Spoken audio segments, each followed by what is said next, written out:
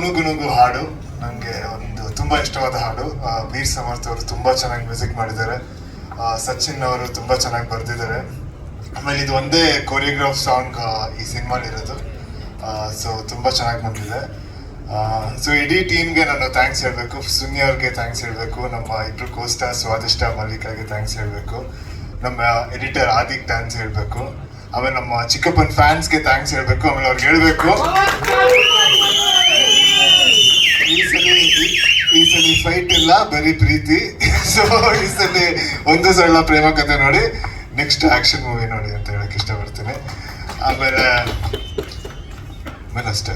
ತುಂಬಾ ಸರಳವಾಗಿ ಮಾತಾಡಂಗಿಲ್ಲ, ಟೈಟಲ್ ಮಾತ್ರ ಸರಳ ಪ್ರೇಮ ಕಥೆ. ಒಂದಷ್ಟು ವಿಷಯ ಹೇಳ್ಬೇಕು ನಮ್ಗೆ, ರಿಲೀಸ್ ಹತ್ರದಲ್ಲಿದೆ.